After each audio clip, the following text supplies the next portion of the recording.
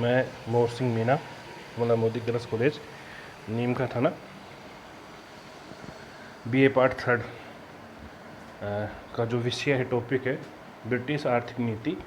उसके 3 भाग हैं। ब्रिटिश आर्थिक नीति में अस्थायी बंदोबस्त, रेतवाड़ी, महलवाड़ी।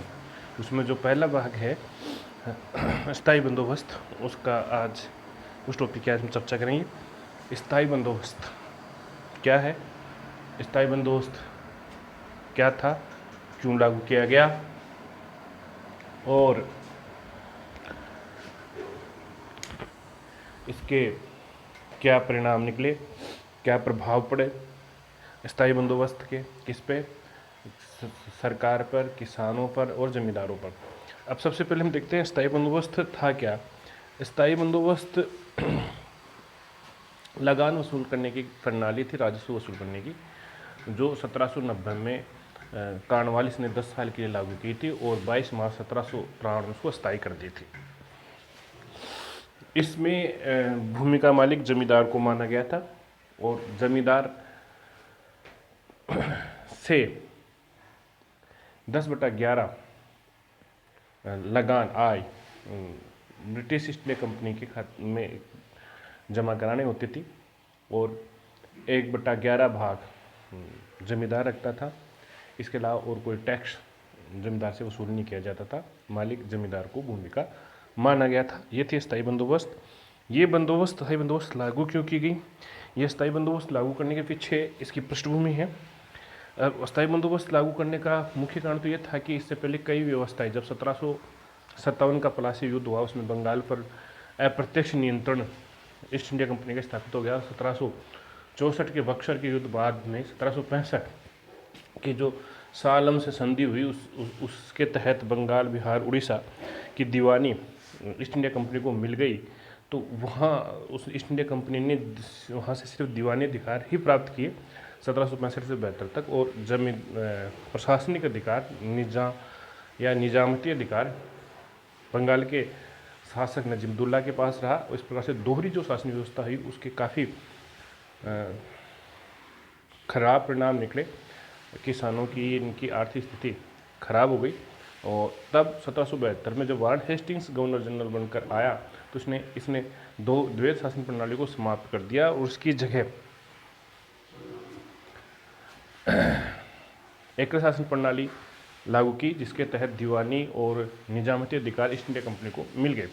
जब दीवानी और निजामती अधिकार ईस्ट इंडिया कंपनी को मिल गए, तो उसने दीवानी अधिकार यानी राजस्व वसूलने के लिए नए नए प्रयोग किए, जिसके तहत उसने ठेकेदारी प्रणाली 1 साल या 2 साल ये दी और उससे कर वसूलने लगा, क्योंकि उसके पास पूरी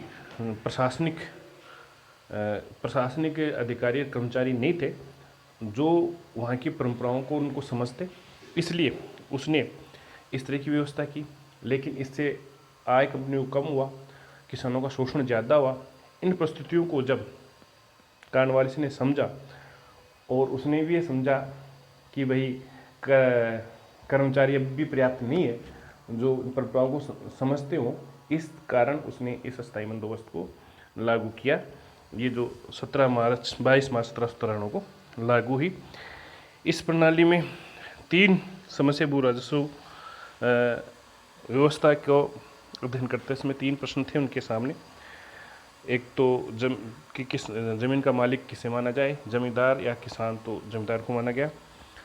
कंपनी भूमि पर से क्या भाग होना चाहिए, तो ये निर्धारित 10/11 किया गया, 89%। और भूमि व्यवस्था स्थायी हो या 10 वर्ष के लिए, शुरू में 10 वर्ष के लिए लागू की गई और फिर 1793 में अस्थायी कर दी गई। इन समस्याओं को लेकर एक कमेटी भी बनाई गई। उसमें राजस्व बोर्ड के प्रधान सर जॉन सार और अभिलेखपाल रिकॉर्ड कीपर जेम्स ग्रांट थे। इनके बीच और कॉर्नवालिस के बीच लंबा वाद विवाद चला कि भाई अस्थायी रखा जाए, अस्थायी व्यवस्था ही लागू की जाए, है ना। तो उसको लेकर काफ़ी समय तक चला। जॉन सोर और ये कॉर्नवालिस अस्थायी बंदोबस्त की तरफ थे, तो जेम्स ग्रांट अस्थायी बंदोबस्त की तरफ नहीं था। लेकिन बाद में कॉर्नवालिस, जो खुद भी ब्रिटेन में जमींदार रहा हुआ था, उससे प्रभावित होकर उसने यहाँ पर अस्थायी बंदोबस्त को ही लागू कर दिया और इसमें एक सूर्यास्त का नियम जोड़ दिया कि इतनी बजे तक, सूर्यास्त तक इस तारीख को लगान देगा। अगर वो नहीं देंगे तो उनकी भूमि का हिस्सा या उनकी भूमि छीन कर दूसरे जमींदार को दी जा सकती है। अगर वो लगान देते हैं तो भूमि जमींदार की होगी, वन को तो उसके पुत्र को भी मिल जाएगी, लेकिन शर्त यह है कि सूर्यास्त तक वो राजस्व देना होगा। और इस प्रकार से उन्होंने राजस्व न्याय वाणिज्यिक सेवाओं को भी अलग अलग कर दिया। ये इस कार्य में किया गया। अब ये जो अस्थायी बंदोबस्त थी, इसके लाभ क्या हुए, हानि क्या हुए, इसके गुण क्या थे, दोष क्या थे। अस्थायी बंदोबस्त का गुण, दोष या प्रभाव किसको लाभकारी पड़ा, किसको हानिकारी पड़ा। कंपनी की दृष्टि से देखें तो ईस्ट इंडिया कंपनी के लिए लाभदायक रही, क्योंकि निश्चित उसकी आय निश्चित हो गई, निश्चित राशि वो प्राप्त करके अपने बजट को तैयार कर सकती थी। दूसरा, कंपनी को किसानों से भू राजस्व वसूलने से मुक्ति मिल गई, इसलिए वह साम्राज्य का विस्तार और व्यापार का विस्तार का समय मिल गया। ये तो कंपनी को लाभ हुआ। जमींदार, तीसरा, ये जमींदार भी कंपनी को, जिनको जमीन का मालिक मान लिया गया, वो कंपनी के स्वामी भक्त हो गए। उन्होंने तन मन से अंग्रेजों की सेवा की। जमींदारों के लिए भी ये व्यवस्था लाभदायक रही कि जमींदारों को भूमि का स्वामी मान लेने से निश्चित राशि चुकाने के बाद शेष जो उत्पादन था वो बढ़ाते थे, वो उनका होता था, इसलिए उन्होंने उत्पादन बढ़ाया। इससे कृषि उत्पादन भी बढ़ा और बंगाल एक समृद्ध राज्य बन गया। लेकिन इसकी कुछ कमियां भी थी। दोष थे स्थायी बंदोबस्त के। पहला दोष तो ये था, राजस्व राशि इतनी अधिक निर्धारित की गई कि जमींदार निर्धारित समय पर नहीं चुका पाते। जब वो नहीं चुका पाते थे तो उनको भूमि स्वामित्व से वंचित किया जाने लगा, और जो अस्थायी पुराने जमींदार थे उनकी जगह नए शहरी धनाढ़ वर्ग ने वो ज़मीनें ले ली, जिनको कृषि का अनुभव नहीं था। उन्होंने किसानों को शोषण किया। तीसरा, किसान जमींदारों की दया पर निर्भर हो गए। मालिक और किसान, उनका जो किसान था, जो मालिक था भूमि का, वो एक तरह से जमींदार का रैयत बन गया, उनका मालिकाना हक छीन गया, जिससे किसानों ने कृषि में इंटरेस्ट लेना कम कर दिया, रुचि लेना, जिससे कृषि उपज कम हो गई। ईस्ट इंडिया कंपनी की आय तो स्थायी हो गई, लेकिन जैसे उसके खर्चे बढ़े तो उसकी आय नहीं बढ़ी। ये ईस्ट इंडिया कंपनी को नुकसान हुआ।